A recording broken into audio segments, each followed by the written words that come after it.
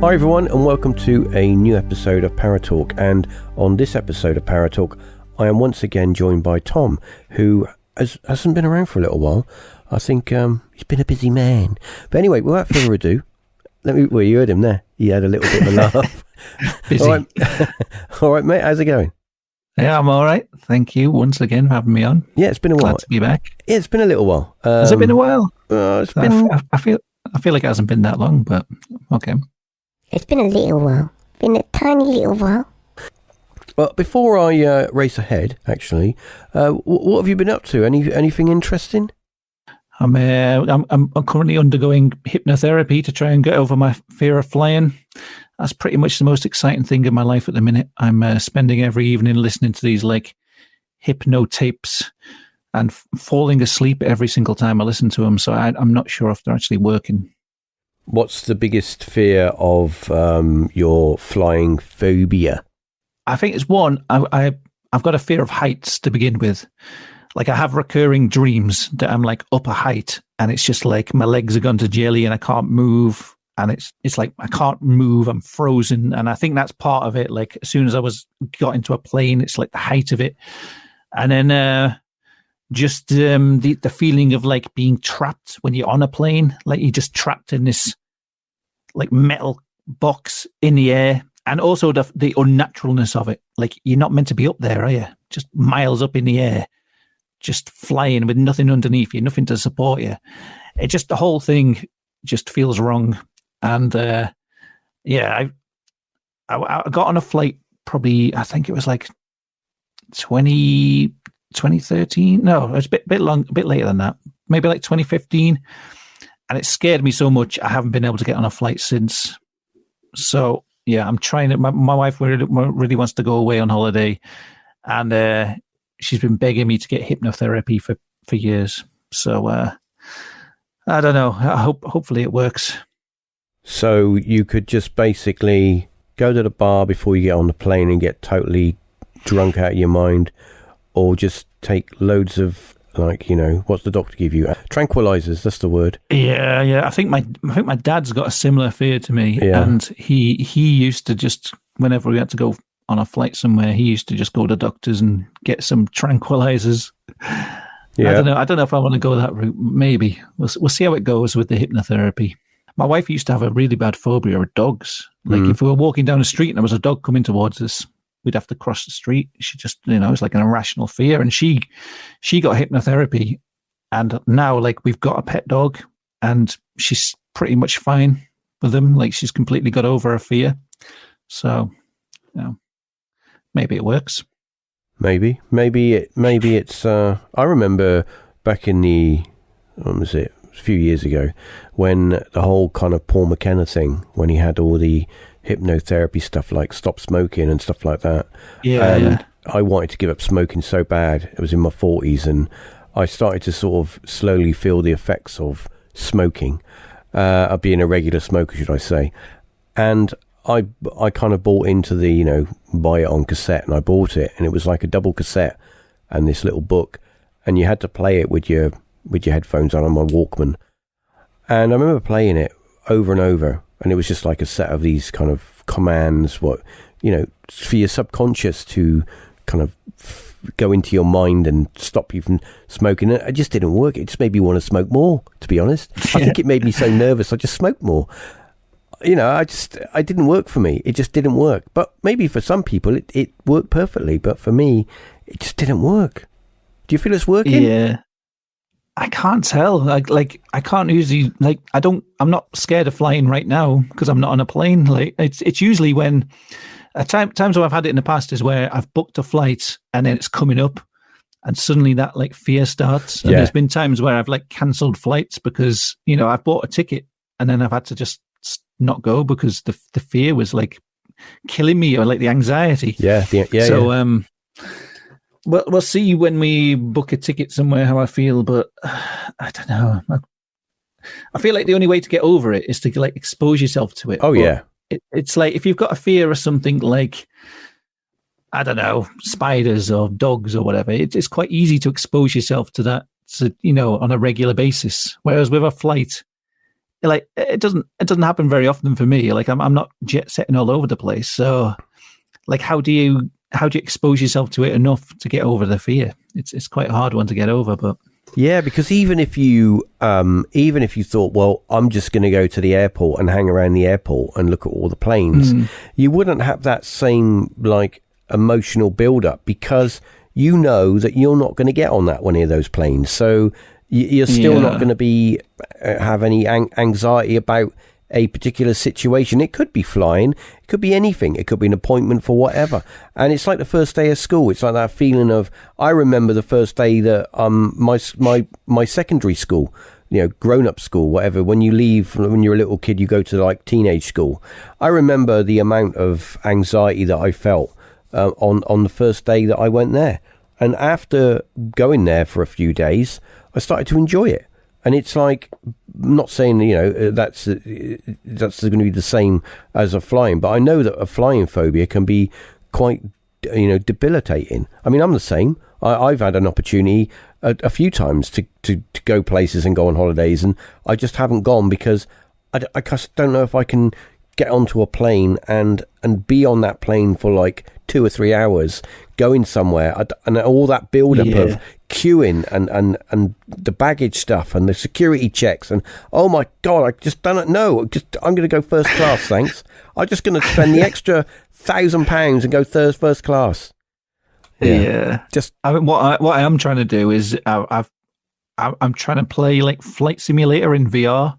To kind of get myself used to but in that you're in control of the plane, so I don't know if it's the same effect, but I'm trying to get that idea of like taking off and being in the air. I'm not sure if it's the same effect. It's like, I don't know if you get the same sense of height when you're in a flight sim, but I'm trying it out. It's we'll see. All you can do is do what you can do, and then see where it comes, at the end of it. Because it is what it is. Everyone's different. Everyone's, we're all different. We're all made up differently. We all got different, mindsets about things. And I know that I don't really have a need. If somebody said to me, "Oh, you need to go here," and it's across the water, and it's in Europe, more than likely I would either get the Eurostar or get a ferry and go overnight, because I just don't want to deal with the whole flying thing. I know it's a lot more convenient and you can be there in a few hours, but me, no, I'm maybe I'm too laid back for that now. I don't know. Yeah. I would prefer to just stay at home, to be honest, but it's my wife. She wants to go away, so I don't like going away. I don't like have a lovely holiday in the Cotswolds. Go and get a little cottage. Be lovely. Nice. That's what I'd do. If I had a bit of some spare lolly. So you've been busy with the gaming as well. You've been doing your streaming. Yeah, still streaming. And hopefully at some point we're going to do something together, aren't we? Hopefully. Oh yeah, we could do some. I was thinking about doing some like multiplayer. I've done a couple of multiplayer streams, and they're pretty fun.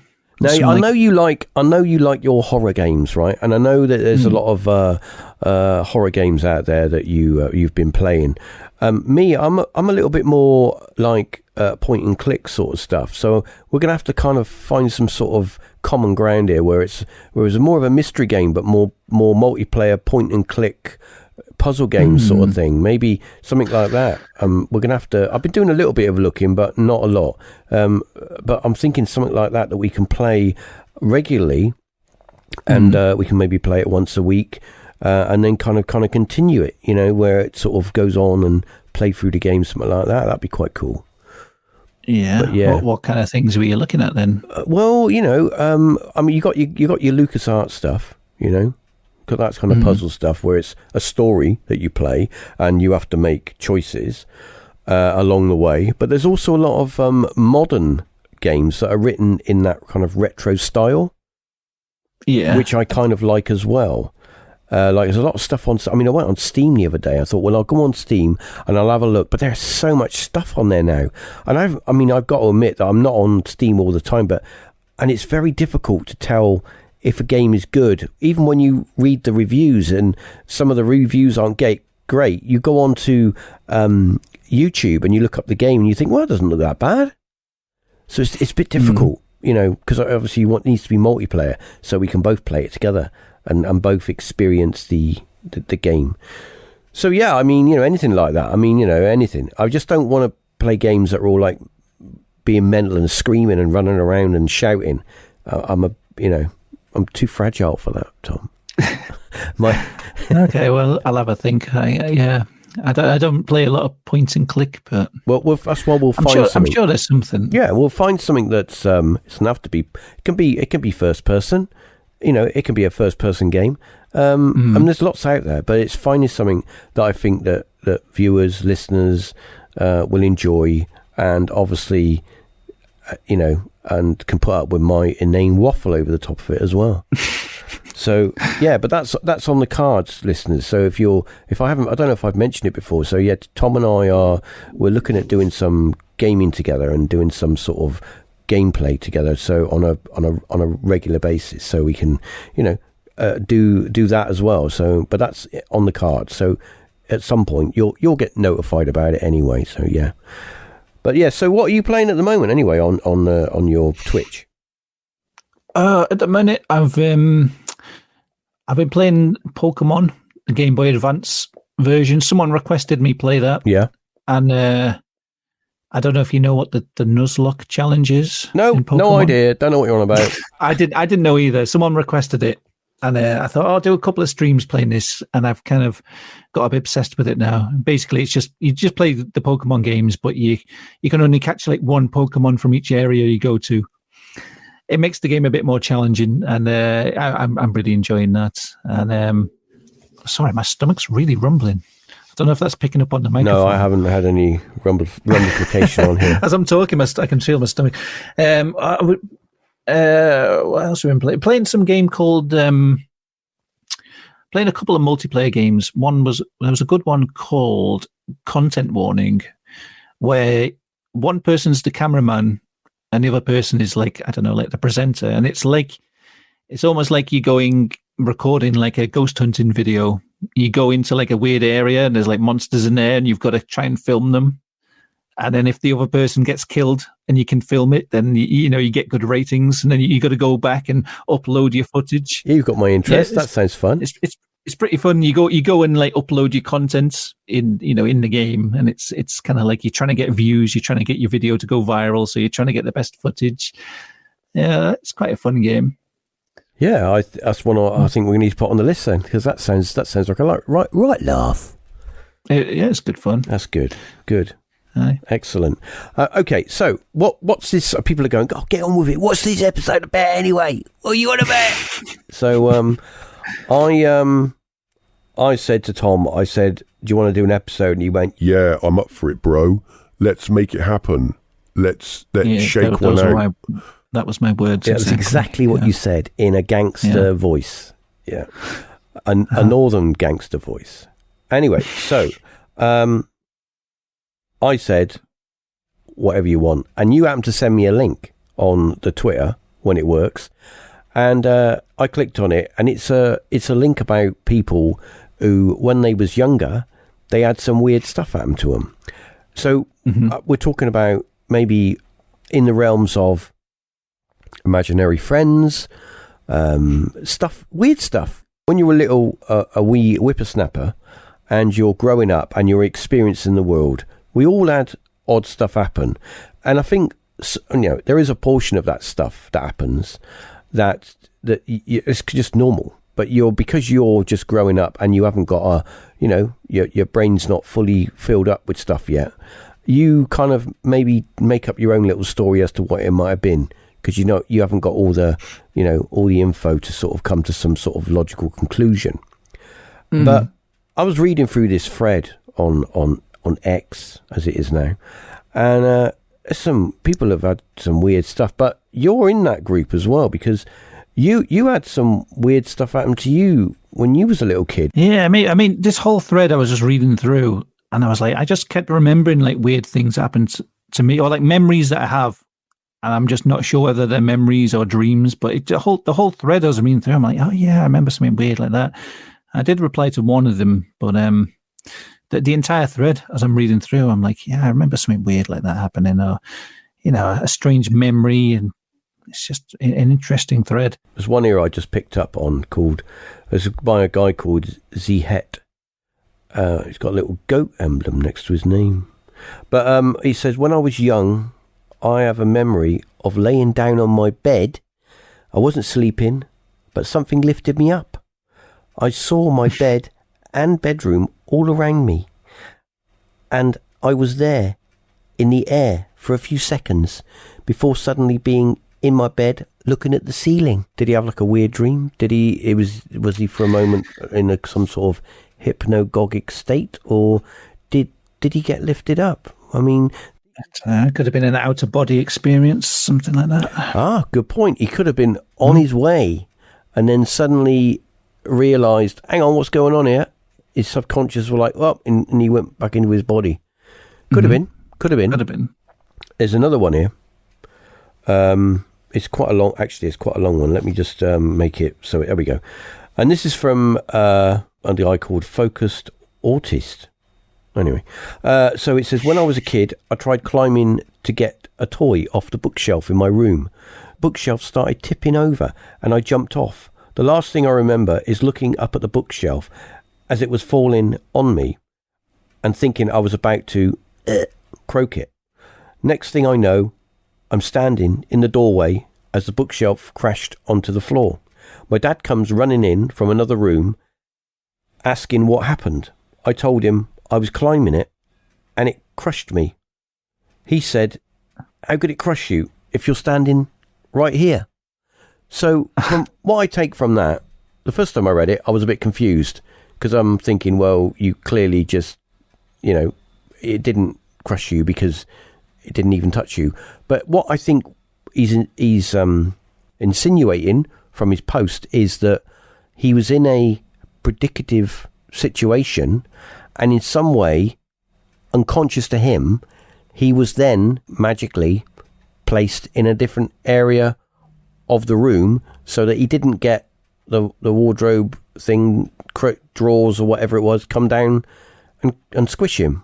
Is that what you got from that? Yeah, it sounds like almost like a glitch in the Matrix or something. But I mean, does it say the shelves actually fell down? Well, yeah, and in his thing it says that the shelf. It says I told him I was climbing, and where we go? Let's have a look. Yeah, bookshelf crashed onto the floor. Crashing down, and his dad comes running, and he's standing outside the door. Yeah, the only thing I can think is like either like the adrenaline kicked in, so he like ran out of there really quick, or like he got bumped on the head and he kind of had a weird like gap in his memory or something, so he like ran back, and the next thing he remembers, he's standing in the doorway rather than being crushed. When I was younger, I had quite a bad accident on my 16-speed racing bike. I was with my friends. It was a summer afternoon. I remember, this is what I remember vividly. I remember us going out on an adventure, one of those adventures you do in the summer when you're on summer holiday. And it was me, my mate, and another mate. And we was all on our bikes and we had to ride down this main road to get to where we were going. And then we were going to ride like semi-off-road, like country lanes. And we were just going to go on an adventure. And I remember riding down this hill on this main road. And I remember my shirt, I had a shirt on, it was flapping in the wind. I was on a racing bike, so I had drop handlebars, okay? And I was looking down, because on my gears were down on the frame, and I was changing gear, because there was a set of traffic lights at the bottom of the hill, and I wanted to speed up, because I wanted to beat the red light.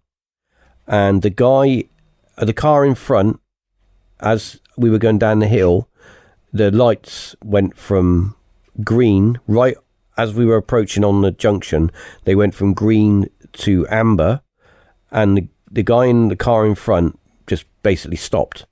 He didn't carry on through because he was literally on the lights. And I remember looking down and looking back up and seeing the cars, the rear lights were red, so you could see his brake lights were on.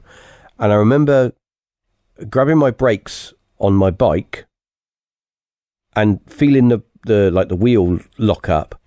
But everything from that point on, from me literally going in the back of the car, went in slow motion. Everything kind of slowed down. For those few seconds of me, what happened was I pulled the back brake on, the bike went from under me, I went down onto the tarmac, and I slid into the back of the car, and I hit my forehead on the bumper of the car, and which gave me concussion, knocked me out, and I was out of it for like 3 days in hospital with a concussion. But from that point on, those few moments of falling off my bike and hitting the car, I don't remember the impact. I just remember falling off my bike and seeing a car coming towards me, and then from that point on, the only other memory I have is waking up in hospital, and being completely confused and having the worst headache in the world. But yeah, so at those few moments, everything sort of slowed down to like it was like slow motion. Like I knew what was happening, but I could see it happening before it happened.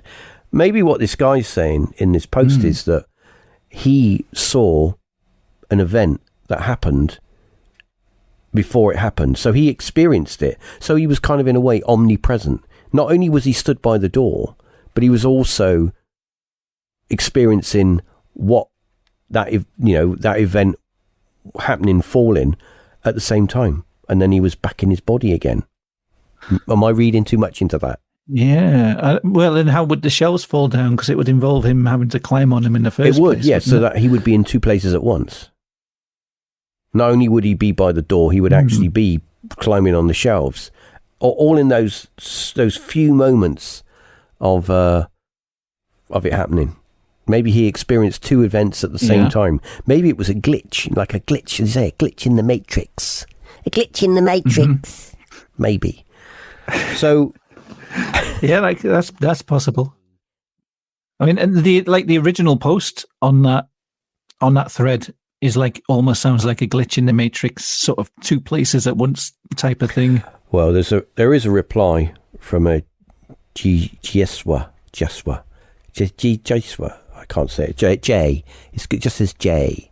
Anyway, so it says, my theory, when you have an extreme near miss that you can't really explain, is you actually croak in one universe and your existence, but your perception is you move into... right, so he's talking about the multiverse, many worlds kind of theory, where we are, there's if you look at quantum theory now, that they're starting to talk about the many worlds theory, where we exist there's an infinite number of us, and there's an infinite number of our realities, and all of our realities are very, very similar.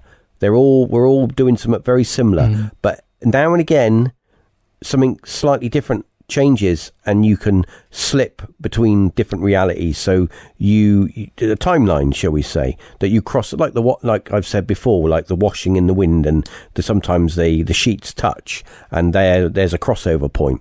That's what I think he's getting at in a very simplistic way. But what do you think? Yeah, like your consciousness gets transferred to a different reality where you didn't get any accident, so that your thoughts and memories can continue. But that's a little bit like the whole Mandela thing, isn't it? That you don't hear a lot about that now. But the whole Mandela thing is there things from your childhood that you remember that now when you look at them you think, hang on a minute, that's different now. There's been a few in my lifetime, and a lot of the time when I've looked it up, I feel like I'm just misremembering. The biggest one, and this is quite a famous Mandela effect, is the Fruit of the Loom logo. Yeah. Have you seen that one where it's got like a shell sort of basket shape on it? And like apparently that doesn't exist, but I remember that clearly from when I was a kid because everyone had Fruit of the Loom stuff, and I really remember that logo looking with the cornucopia or whatever it's called on the logo.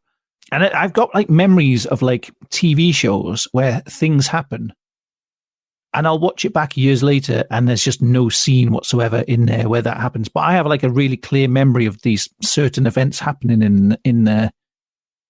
I can't think of any off the top of my head now, but I know for sure that like I've thought like there's been times where I thought, I remember watching that show when I was a kid, I'll search that up and I'll watch it again, and I'll watch it through, and I think I'll be like waiting for a particular scene that I really remember, and it just won't be in there. And I have no idea whether it's just that I'm thinking of like a different show, or, you know, I've just made up this memory over the years, or whether it is some weird glitch in the Matrix type thing where the TV show is now different than how it used to be. I don't know, but I've had that happen multiple times with things. The most famous one, well, one of the most famous or common ones is the whole Empire Strikes Back. Darth Vader says, "Luke, I am your father." And everyone's like saying it, and it's like, you know, he says it slightly differently. It's like, no, Obi-Wan never taught you, blah, blah, blah, I am your father. But, there's lots of them out there. And I'm just kind of doing a quick look up. And I remember things like from kids' TV shows, where certain things that you remember a particular way, and then you rewatch it. And I must have misremembered, or I've must have made up a false memory. And you think to yourself, well, am I the only one? Is our memory fallible? Are we, or do we rewrite memories as we get older? I mean, is there things that you remembered back then that when you think about them now, or that they're completely different? I'm sure there's loads of things. I mean, the problem is with a lot of the famous Mandela effects, they're famous because a lot of people have the same memory, and they can kind of corroborate everyone. Like they say, yeah, I remember it like that. Whereas when you're remembering something just weird from your childhood, like an obscure TV show, finding someone else with the exact same memory to see if they've also had the same experience, and they've got the same weird, like, that's not the same as it used to be. It's going to be almost impossible. So it only really exists for you. So whether it is some weird Mandela effect thing, or, you know, like a glitch in the Matrix, as people seem to think they are, or some kind of multiverse thing, or whether it's just, oh, I've remembered that wrong. Oh, that must not have happened. But, well, the Snow White. Yeah, I don't know. In the Snow White, the Disney Snow White, it says that this is in Snow White, the evil queen says, "Mirror, mirror on the wall." That, you know, we all remember that as a kid. Well, apparently in reality she says "magic mirror on the wall." That's what she actually says. Yeah. I always remembered it as "mirror, mirror on the wall." I always remember that. I wonder if that's like, does she maybe say that in the fairy tale, like "mirror, mirror on the wall"? So people watch that and then they assume so it's a misremembering. Then it's more of a misremembering, where we're watching stuff and we're getting mixed up. And obviously the way I look at it is when you're a child and you remember stuff, you take in so much information, but that information, because your brain is you're still growing and you're still learning, that information is constantly being jumbled and moved around. And it's a way of, I suppose, misremembering, where your memories are written and they're rewritten, and and we always remember stuff differently. I do. I forget stuff all the time as well. But I just wanted to find. Yeah. Go on.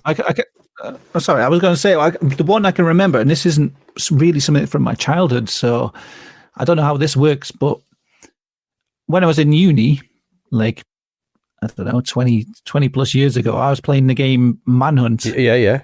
You know, me and my friends used to play that all the time, right? One of our favorite games. And I hadn't played it for years and years. And then when I started streaming, I thought, right, I'll play that again. Or I think I might have done it on my gaming channel first. And the thing is, I have a memory of a stage in that game that does not exist. And it's a clear memory. I can remember the sort of layout of the stage. I can remember this bit where you're like walking around like a balcony, like a concrete balcony with like a railing on the side. I can remember the type of enemy there. I can remember the weapon that you have on that particular stage. And so I was playing through this game thinking, right, I'm going to get up to stage. Maybe this is on the next stage. Oh, it's not there. Maybe it's the next one. It doesn't exist, but I've got a clear memory. And this isn't something from my childhood. This is something from like my 20s. So I don't know what's happening there. Like I know like things you remember from when you were a kid can change because your memory, your brain changes so much as you're growing up. And when you're a kid, just your memory's weird anyway. Like the way you perceive the world. But this is something I remember from adulthood, but just like 20 plus years have passed in between. And I don't know what's happened there, because I have such a clear memory of a stage and it is nowhere in the game. I've played through that game about 10 times since then, and I know it's not in there. So I don't know. It's weird. Yeah, there's a film. When I was younger, I watched a film which I really enjoyed. And years later, as you do, you want to go back and think, oh, I wonder, you make suddenly pops into your head for whatever reason. And I remember the film. I remember what it was on TV. I remember what channel it was on. I remember the year when it was on.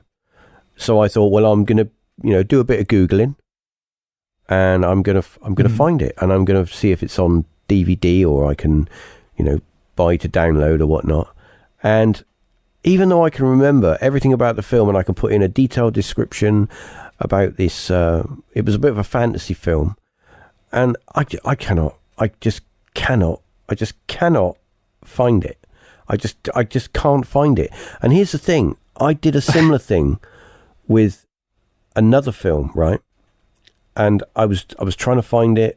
I gave up, and I watched another film, right, which had completely nothing to do with the film that I was watching.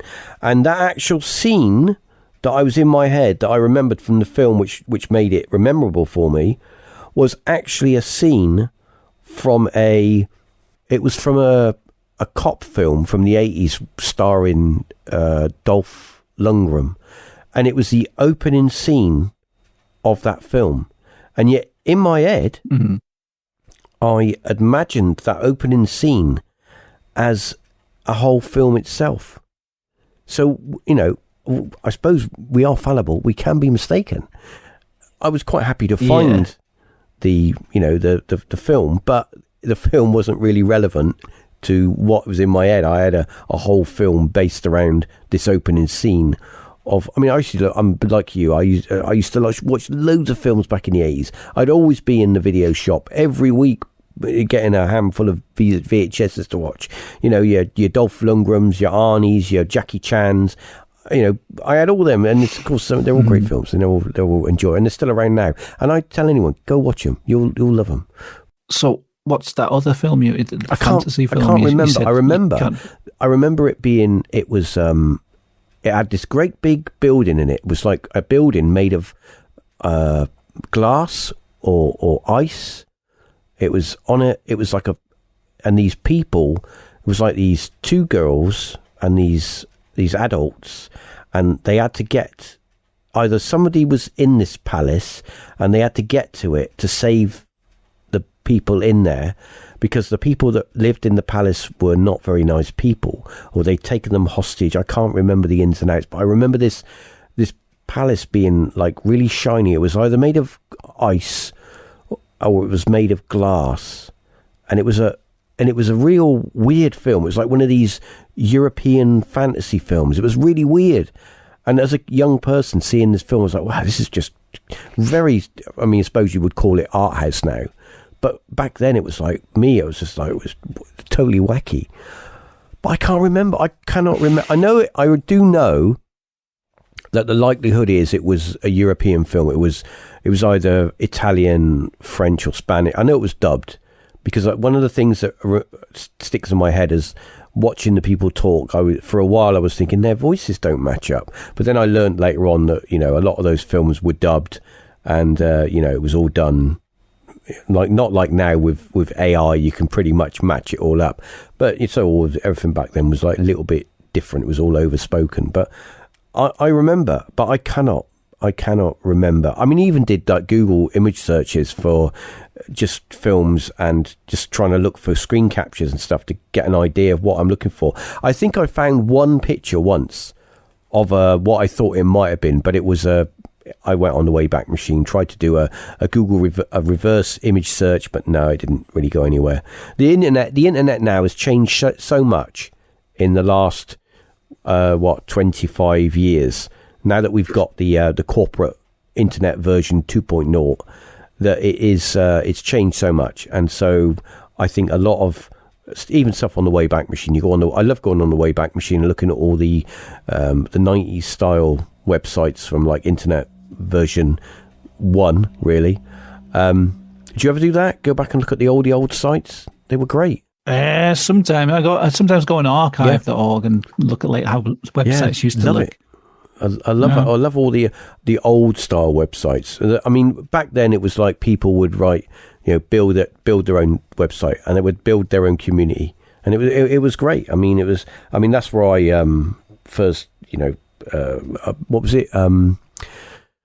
What was it? I suppose trying to think of some of the most popular forums back then for like the paranormal and stuff. There were quite a few. And I don't think they're around anymore, but they were great. There was one called was it called Ghost Watch or something? I used to there was there was one, but there was the UFO one. It was what was it? Beyond Top Secret or Top Secret? Yeah. Still going. Yeah, that's a massive. That's one of the I'd say the granddaddies of internet forums. But forums were massive back then. They were great. But anyway, so what I was going to say was we're going to grab one more of these before we maybe waffle about some other stuff. But there's somebody else here called Cornelius. He said, I had a similar experience a few years ago driving on the highway. I'm in the left lane. There's no shoulder. Car in front of me swerved into the next lane, revealing a stalled car stopped in my lane. I had no room to stop, going at 70 miles per hour. A semi-truck was next to me in the right lane. I had to thread between the stalled car and the semi-truck. There wasn't enough room, but somehow I made it through unscathed. So I think what he's saying is he actually went under the truck. So that stunt when they go under the trailer. And I think that's when, in those moments where you get that kind of, the time sort of slows down. Maybe it's a mental thing that your brain does. Maybe it slows time down so that you've got more time to react. Or maybe your senses are so hyper that you're kind of speeding your reality up so that everything outside of your mental facilities, when you look at stuff, looks slower. What do you think? That's an interesting thing about the perception of time, isn't it? Like, how do you know that time's going the speed that you perceive it as? Because I always thought, I wonder if there's a way to, because the only way you know that time's passing is because something sort of goes into your memory, sort of thing. You remember the thing happening and you sort of perceive it happening at a certain time. I always wondered if it was possible to, speed up time or slow it down by, messing with that perception, I don't know, somehow pushing the memories in fast. I don't know if it's possible, but I always wondered, you only way, it's just your perception of it, isn't it? I wonder if there's a way of changing it. I don't know what I'm going on about. Something that I used to try and push the memories into my brain faster to see if I could make time go quicker. I started that sentence and I was like, where am I going with this? I do think that we have, everything our senses are controlled by our environment, and everything in our environment, if it changes, then our perception, or depending on what it is, it changes. If something gets hot, we know it gets hot because, our body is telling us that the temperature has gone up. If it's raining, we know it's raining because we can see the rain. So if any external force is able to change our mental perception of something without it actually changing externally, so it's more of a change upon us, then I think it's possible. I think that anything like that is possible when it comes to time. Time is a man. Really think about it. Time is man-made. The clock, the way that we measure time is man-made. We still have the cycles of the Earth, and we're still going around the sun and the moon, and the tide comes in and goes out, and we have the seasons. That still happens, but we don't. That will always happen. But we create time to measure that. That's why I'm looking at my watch all day when I'm at work, because I want to go home. And that's another perception of time, is when you're doing something you don't really want to do, and you're looking at your clock going, oh God, it's taking forever. I want to go home. And yet when you're at home and you're doing the things that you enjoy doing, and you look and you think, oh God, it doesn't seem like it's enough time. Where did all the time go? Then? Yeah. So our perception is controlled in a way by our environment and what we do.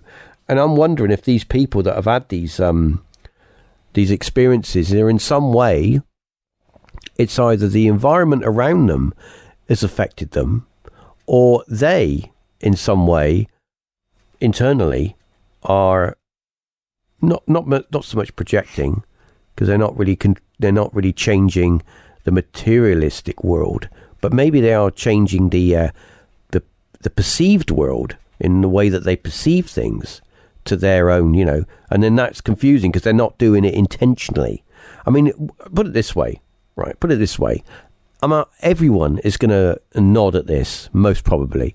If you're at home or you're at school or you're at work and you're looking at the clock, right, and you glance up at the clock on the wall and you got that little second hand, if it's a quartz, it usually works with a quartz. I know the way that clocks work, but when you look at the second hand and it's ticking and you suddenly glance and that second hand, just as it ticks, it seems to lag for a little bit longer than normal. Have you had that? And is it like, for me, I've noticed that happening, and it's when you first look at it. It's like when you haven't seen the tick. That's right. Before it. Like when you look at it straight on and it's going and it looks like it's stopped, and then it ticks and then it ticks and ticks, and all the ticks after that seem to be going at a normal speed. But it's when I first look at it, and for a second it looks like it's stopped, or more than a second, because it's like it seems to be going slow. It's like it's just hanging there for like 2 seconds, and then it'll start ticking up. But it's always like as you glance at it. It's like that thing where they say in quantum physics that things only happen when you observe them. It's the dual slit experiment, isn't it? When you actually observe them going through it, they actually pass through together. But when you don't observe them or whatever, it's kind of it reacts differently. And I'm thinking to myself, well, that would see, to me, I find all that fascinating. I'm not a physicist, I'm not a scientist, but when I listen to people telling me about stuff like that, they're looking at, if that's happening, then maybe what else is happening in our reality? Then is our reality as we think it is? Does the universe actually work like we believe or perceive it does? Because let's be honest, a lot of science is pretty much educated guesswork. I mean, you do have people that do experiments and come up with theories and explanations for stuff, but you look at a lot of other science, when it comes to planetary stuff and that, I know that mathematics is involved with it, but at the end of the day, a lot of it, as well, is a kind of an educated guess. It's like, well, all of these things add up, so it has to be logically this, but it might not be. If there's another thing at play, like, as you say, with quantum theory and quantum physics, then if you start to inject that into it, then maybe that changes the whole aspect. I mean, if you go back all those years to the olden days when you had like people saying, oh, that we are the center of the universe, everything revolves around us. Well, we know that now that's not the case. In a modern setting like today, in our modern age, I still don't believe that we've got half of the answers that we think we've got. I think we've got a educated guess as to what things might be, but I still think that the way that we perceive our reality is only our personal interpretation from the clues that our environment kind of gives us. It seems to be what they're sort of discovering with quantum physics, isn't it? That like, you can sort of predict things on a non-quantum level from like, the physics of things and just how things are going to react. But then once you get down to the quantum level, all the rules go out the window, and they've kind of got to start from the drawing board, because there's, nothing really acts the same. There's all this like quantum entanglement and strange stuff going on. So, who knows how that affects like how our brains work, and how we perceive reality, how time works. I mean, we're coming to the end of this episode now, but I just wanted to touch on this a little bit. When you think about it, right, you think about ghosts and the paranormal and time slips and things like that, and you think, well, there's no way that could happen because things like that don't happen. But obviously, the individuals that it happens to, something has happened to them. Not everyone is making it up, and not everyone is mistaken. They are experiencing something. And when you think of the whole many worlds theory, and you think of all these realities that are going on at the same time, okay, and we don't know. I mean, that's an awful lot of data, but just imagine they're all happening at the same time, and when I say everything, I mean past, present, and the future.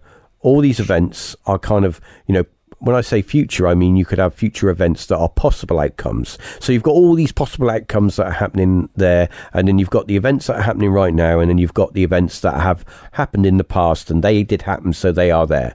So if you think about all these events happening, and you have this kind of washing line theory where all these sheets, all these things on the washing line are moving around, and then occasionally they touch, and then somebody says, oh, I experienced this, seeing this person in this house, an apparition of somebody that maybe lived 500 years ago, and they occasionally see them pop up in the house, and they say, hello, how are you, or whatever, and they don't acknowledge. They're just there. They walk down a hallway and they're gone.